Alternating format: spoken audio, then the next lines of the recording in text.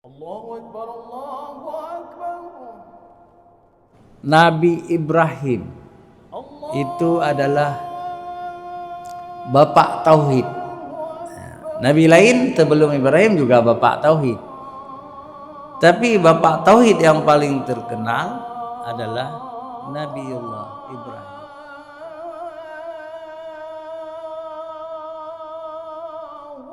Bismillahirrahmanirrahim.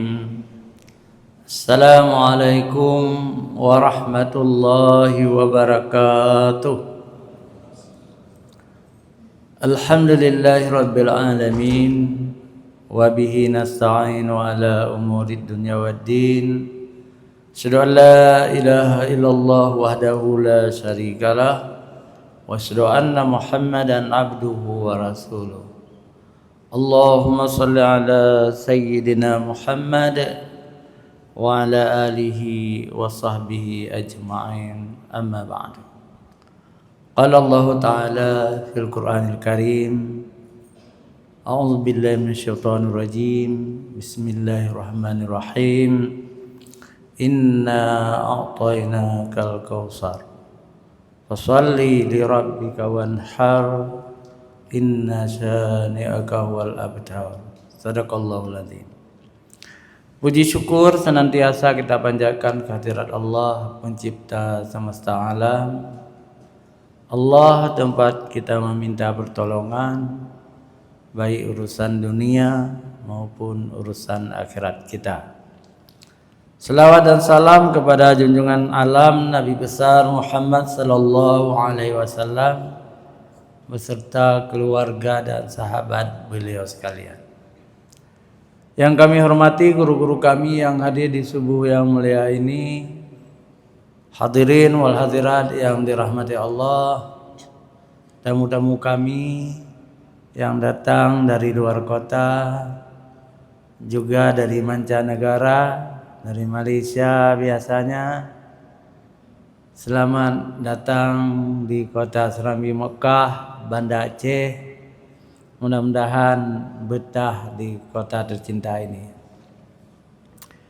Terima kasih juga kepada Bapak Budi Santoso, Bapak Haji Iwa yang membuat video ini dan disebarkan ke seluruh dunia.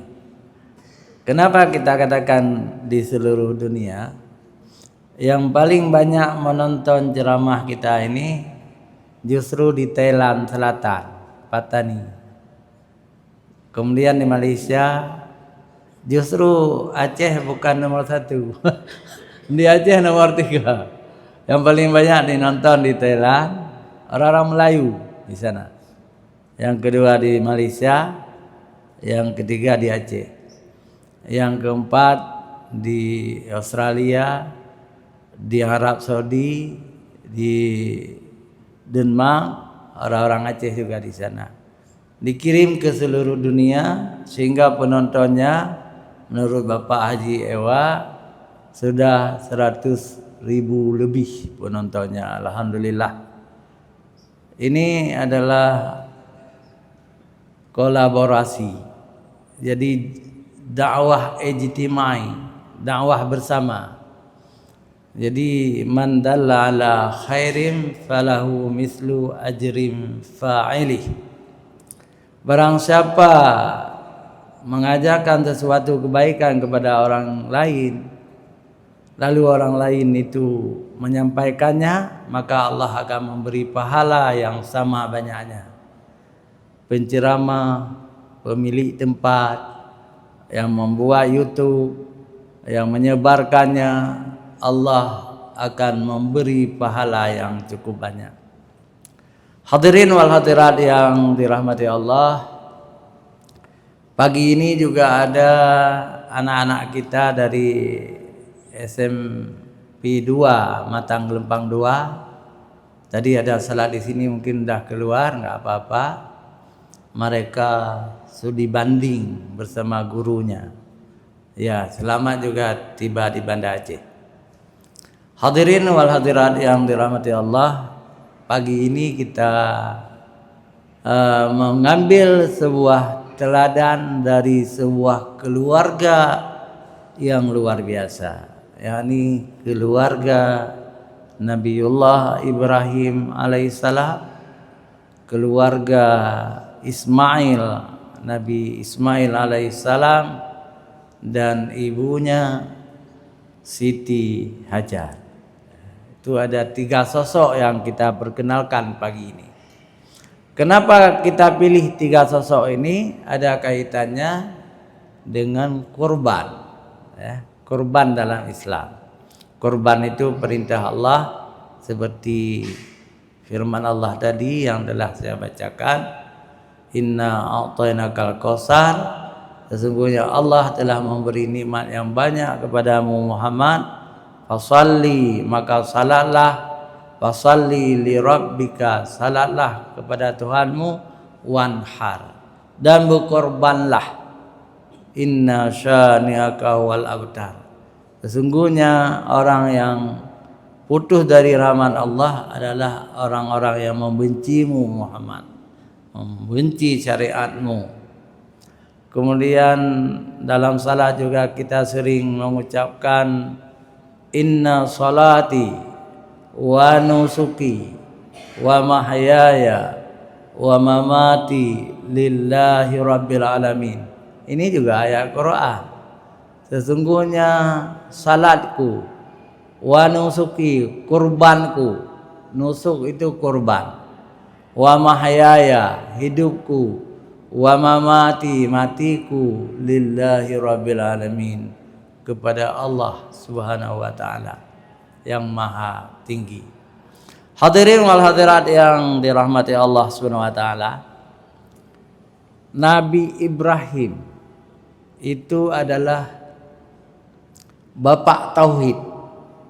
Nabi lain sebelum Ibrahim juga bapak tauhid, tapi bapak tauhid yang paling terkenal adalah Nabiullah Ibrahim. Kenapa? Karena beliau melawan orang tuanya. Azar itu pembuat patung berhala, dijual, disembah oleh manusia. Nabi Ibrahim sudah mendapat hidayah dari Allah, sudah mendapat wahyu. Pekerjaan ayahnya membuat patung berhala adalah pekerjaan yang haram, pekerjaan yang tidak dibenarkan.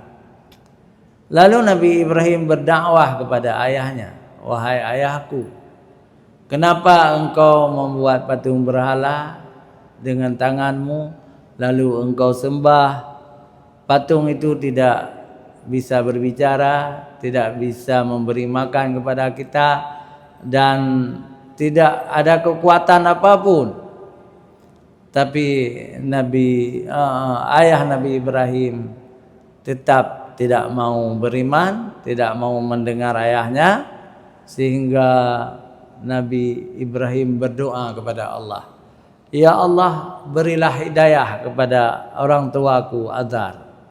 Kemudian Allah memberi petunjuk kepada Ibrahim, jangan engkau berdoa kepada ayahmu, ayahmu seorang kafir, tidak masuk Islam. Tetapi Allah memerintahkan kepada Ibrahim supaya berbaik-baik dengan ayahnya. Misalnya ayah kita tidak Islam, tidak beriman, kita tidak boleh memutuskan hubungan. Harus kita menghormati, menolongnya. Inilah yang dilakukan oleh Nabi Ibrahim. Ketika Nabi Ibrahim dan istrinya, Siti Sarah namanya, itu cantik sekali. Siti Sarah itu sangat cantik, luar biasa cantiknya. Malah ada yang mengatakan 1/4 kecantikan milik Siti Sarah.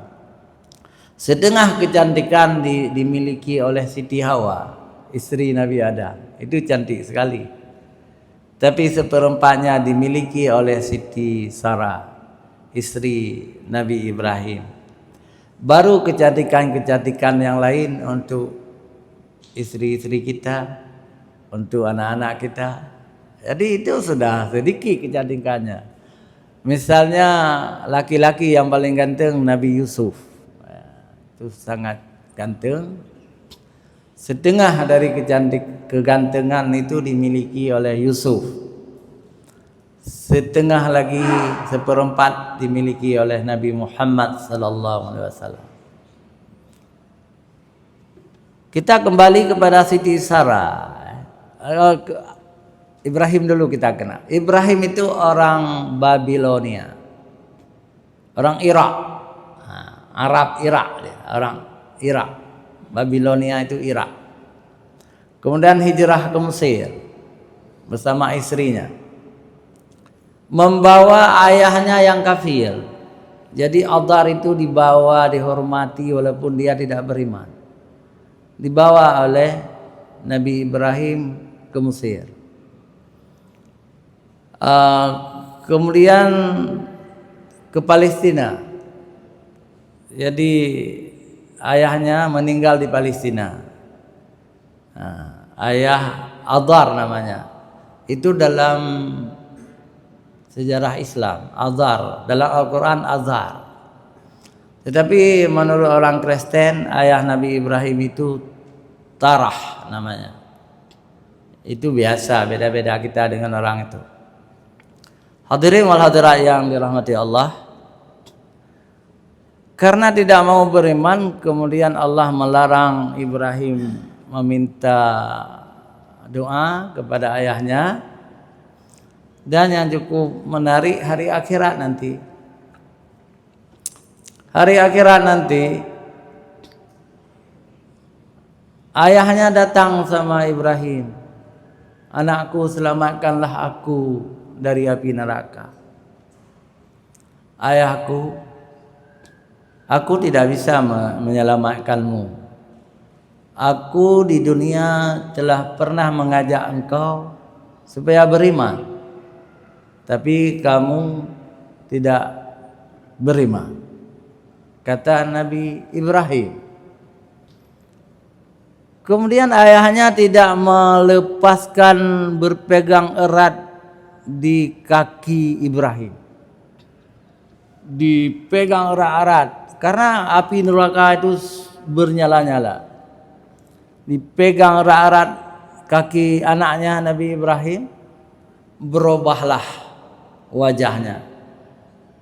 Jadi ayahnya itu berubah. Maaf, tidak terhormat kalau kita sebutkan, ya. Sebuah binatang menjadi binatang yang jelek. Lalu Allah memerintahkan kepada Ibrahim, cungkillah dengan kakimu. Dicungkil ayahnya dengan kaki kanannya dalam neraka. Apa pelajaran bagi kita? Anak kita tidak bisa menolong kita di hari akhirat. Juga ayah kita tidak bisa kita tolong. Yang bisa menolong kita adalah amal saleh masing-masing. Ini harus kita ingat. Jangan pernah mengharapkan saya nanti ditolong oleh ayah saya. Tidak. Kecuali amal saleh masing-masing. Nabi Ibrahim tidak bisa menyelamatkan ayah kandungnya. Malah ada juga yang berpendapat Nabi Muhammad juga tidak bisa menyelamatkan ayahnya Abdullah dan ibunya. Itu ada pendapat seperti itu. Karena tidak mau masuk Islam. Tapi ada pendapat yang lunak. Ya, kita di Banda Aceh ini menganut pendapat kedua. Ayah Nabi Muhammad Abdullah dan ibunya Siti Aminah isi surga. Karena di waktu beliau itu belum ada Islam. Muhammad kan belum lahir, gitu kan. Abdullah telah wafat 2 bulan Muhammad dalam kandungannya. 6 tahun setelah Muhammad lahir, ibunya meninggal. Artinya Abdullah dan Aminah bukan tidak mau masuk Islam, tetapi belum ada Islam. Karena Islam baru ada 40 tahun setelah usia Muhammad Rasulullah sallallahu alaihi wasallam. Ada ulama berpendapat Abdullah dan Aminah beragama tauhid, agama Hanif, agama yang dibawa oleh Nabi Ibrahim alaihissalam. Maka ayah Nabi Muhammad, ibu Nabi Muhammad, insyaallah penghuni surga.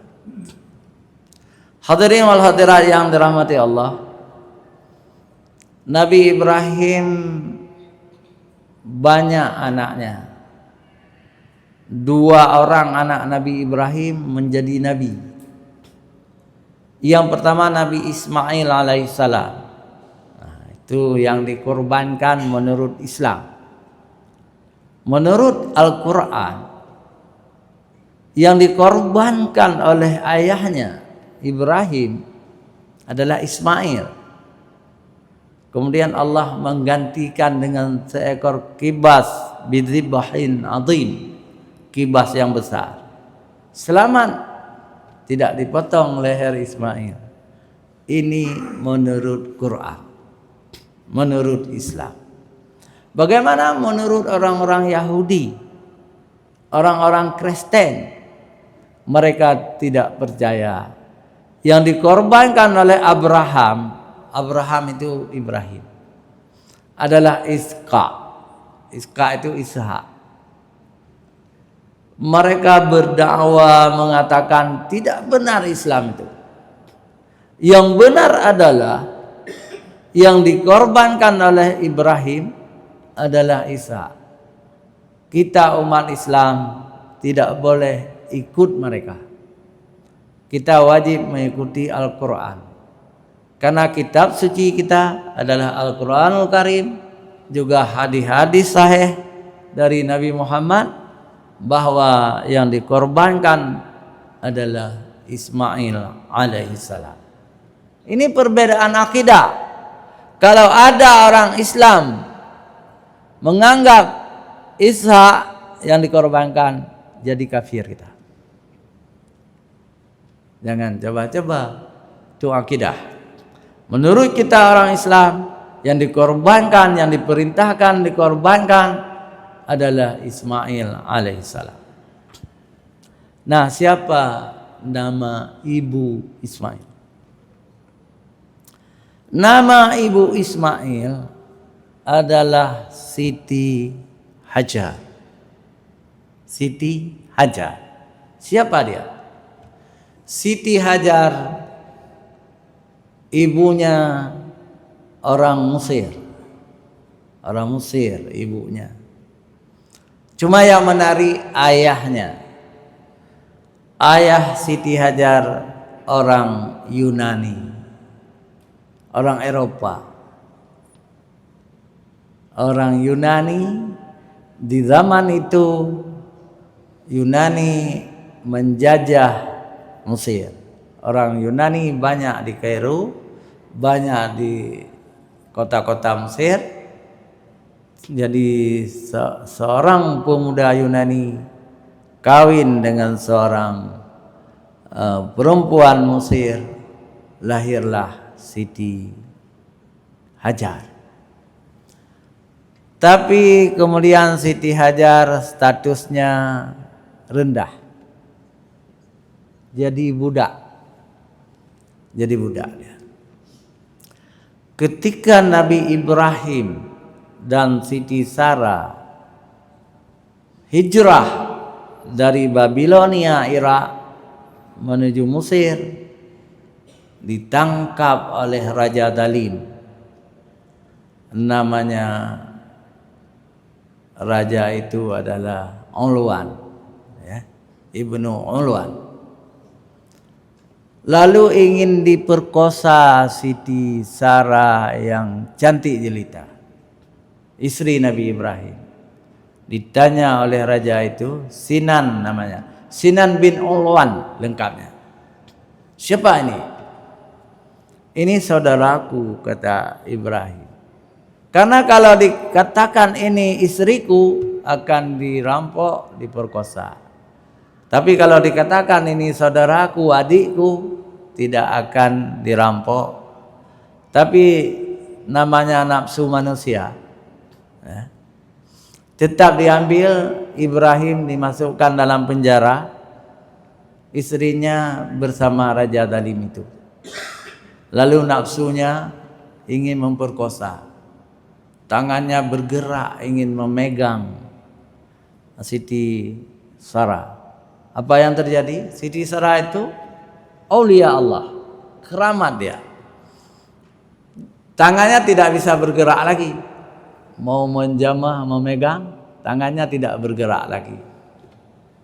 Lalu Sinan bin Ulwan, raja Mesir itu, raja kafir, ini bukan manusia, ini malaikat, ini jin atau malaikat. Bantulah aku, berdoalah kepada Tuhanmu supaya aku sembuh dari ketegangan ini. Siti Sarah berdoa kepada Allah, ya Allah besar-besar, Allahumma ya Allah, berilah ya Allah supaya tangan raja ini bergerak kembali. Akhirnya sembuh, diterima doa Siti Sarah oleh Allah SWT. Tapi yang namanya setan nafsu birahi mau lagi memperkosa. Berdoa lagi Siti Sarah sama Allah, tidak lagi bergerak, gini aja, nggak bisa bergerak lagi. Wahai wanita, berdoalah kepada Allahmu, kepada Tuhanmu, supaya aku sembuh. Kalau aku sembuh, tidak lagi mengganggu engkau, dan aku memberi hadiah-hadiah kepadamu. Lalu Siti Sarah berdoa kepada Allah, sembuh lagi kafir itu, dan betul-betul janjinya tepat, tidak lagi mengganggu. Lalu diberikan berbagai hadiah, antara lain yang pertama diberi seorang budak perempuan yang masih gadis, cantik jelita, namanya Siti Hajar. Kemudian diberi bekal perjalanan, lalu diambil semuanya oleh Nabi Ibrahim, berterima kasih. Jadi usia Nabi Ibrahim sudah 80 tahun. Usia Siti Sarah 75 tahun, sudah jadi nenek-nenek keduanya. Tapi belum ada seorang anak pun. Merasa Siti Sarah ini mandul. Dia bilang sama suaminya, itu sampai di Mesir. Wahai bapak, kata Siti Sarah kepada Nabi Ibrahim, kita sudah tua-tua, kita tidak punya anak. Takut kita semakin tua, nanti bapak tidak bisa bekerja lagi. Kawinlah dengan Siti Hajar. Saya rela 100%, tidak ada cemburu. Kawinlah dengan Siti Sarah. Tidurlah dengan Siti Sarah. Mudah-mudahan kita diberi anak oleh Allah Subhanahu wa taala. Akhirnya si Nabi Ibrahim tidur dengan Siti Hajar. Hadiah dari Raja Mesir tadi. Dan alhamdulillah kemudian Siti Hajar hamil. Lahirlah Ismail, Nabi Ismail. Kemudian waktu Nabi Ismail masih kecil, diperintahkan oleh Allah hijrah lagi dari Mesir, hijrah ke Mekah.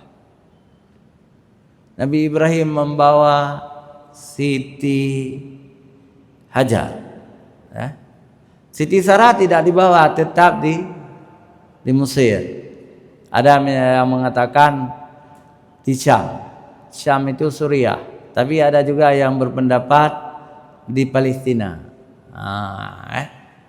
Jadi yang lebih kuat, Nabi Ibrahim berangkat dari Mesir ke Mekah bersama anak kecil Ismail dan Siti Hajar, istri keduanya.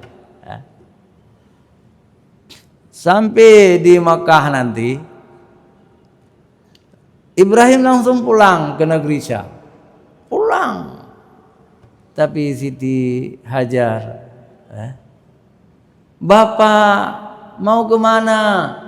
Bapak jangan tinggalkan kami. Tapi Nabi Ibrahim tidak bisa berpaling lagi, pulang terus. Bapak, apakah engkau tinggalkan kami di sini karena perintah Allah? Lalu Ibrahim, iya. Lalu kata Siti Hajar, kalau Allah yang suruh, saya siap di sini bersama bayi saya. Itu Siti Hajar. Nabi Ibrahim pulang terus. Siti Hajar kemudian duduk di situ, tapi perbekalannya habis. Air yang dibawa dalam gerabah, gerabah itu kulit kambing, dibawa air, sudah bersih, habis airnya, makanan juga habis. Lalu apa yang terjadi? Siti Hajar berlari-lari dari Bukit Safa ke Marwah, dari Bukit Safa ke Marwah. Itulah sa'i sekarang ini. Kita berlari-lari 7 kali dari Bukit Safa ke Marwah, meniru Siti Hajar. Sambil naik atas bukit, sambil melihat-lihat, adakah orang ingin diminta bantuan? Sedikit air, karena bayinya sudah menangis, Ismail sudah menangis. Tapi setelah 7 kali bolak-balik, turunlah Jibril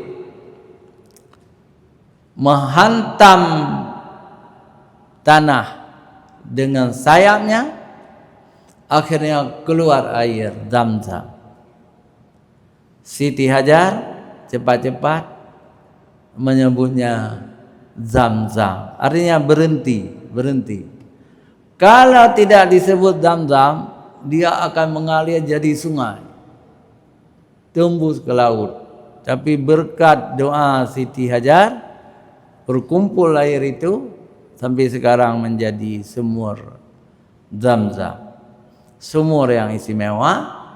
Lalu Siti Hajar meminumkan anaknya, minum sendiri, dan menjadi pemilik dari sumur Zam-Zam itu.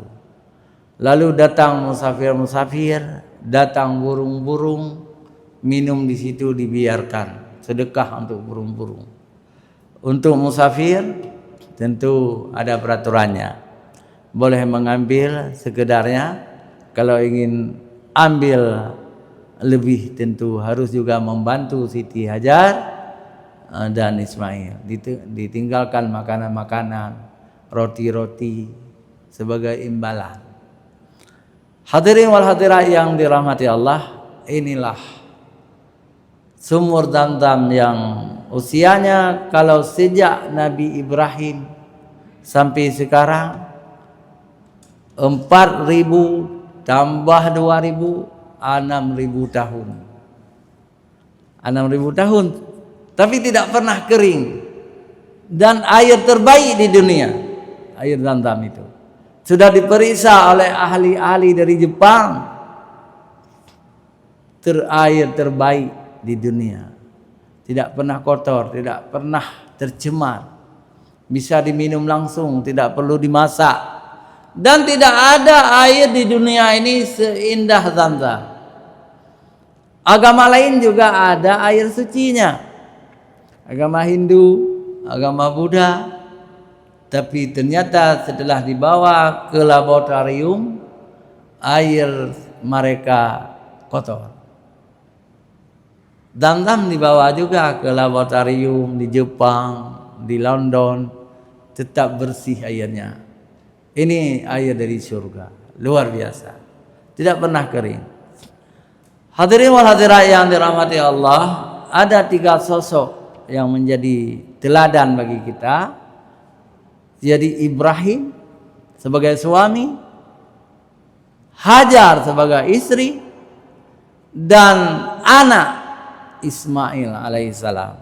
Tiga-tiganya beriman kepada Allah yang luar biasa. Ibrahim luar biasa keimanannya, Hajar luar biasa keimanannya, anak luar biasa keimanannya Ismail. Bagaimana kita semua harus menciptakan dalam keluarga kita seperti itu. Ayah menjadi ayah teladan, ibu menjadi ibu teladan. Anak harus tunduk kepada orang tua yang beriman. Anak harus tunduk kepada ibu, mengabdi kepada ibunya yang beriman. Kalau kita bina rumah tangga mencontohi rumah tangga Ismail, rumah tangga Ibrahim, Ismail, pasti kita juga akan mendapat rahmat-rahmat dari Allah Subhanahu wa taala. Hadirin wal hadirat yang dirahmati Allah. Jangan bina rumah tangga di luar syariat Islam. Jangan lihat di YouTube bintang-bintang sinetron, mereka melanggar syariat Islam, belum kawin sudah hamil. Itu maksudnya ya lebih duluan hamil. Jangan teladani bintang-bintang film internasional, sudah 4 anaknya kumpul kebo belum kawin. Itu bukan contoh. Contoh bagi kita umat Islam adalah Nabi Ibrahim, Ismail, Siti Hajar, juga Siti Sarah. Siti Sarah juga baik orangnya, aulia Allah. Itu ibunda dari Nabi Isa alaihissalam. Kemudian yang terakhir, lihat juga ya. Ketika Nabi Ibrahim bilang, wahai anakku, aku melihat dalam mimpi Allah menyuruhku untuk menyembelihmu, wahai anakku. Apa jawab Ismail alaihissalam? Ya abati, if'al ma tu'mar, satajiduni insyaallahu minas sabirin. Wahai ayahku, laksanakan perintah Allah menyembelihnya itu. Diizinkan oleh Ismail. Laksanakan perintah Allah. Niscaya ayah akan melihat aku termasuk orang-orang yang sabar. Itu jawab Ismail. Luar biasa anak saleh itu. Dan kemudian Allah menggantikan dengan bizibihin azim, dengan seekor kibas yang besar. Ismail selamat. Hanya sampai di sini. Billahi taufiq wal hidayah. Wassalamualaikum warahmatullahi wabarakatuh. أعوذ بالله السميع العليم من الشيطان الرجيم بسم الله الرحمن الرحيم ولو ترى إذ المجرمون ناكسوا رؤوسهم عند ربهم ربنا أبصرنا وسمعنا فارجعنا نعمل صالحا إنا موقنون. وقال النبي صلى الله تعالى عليه وآله وصحبه وبارك وسلم وشرف وكرم ومجد وعظم طوبى للمخلصين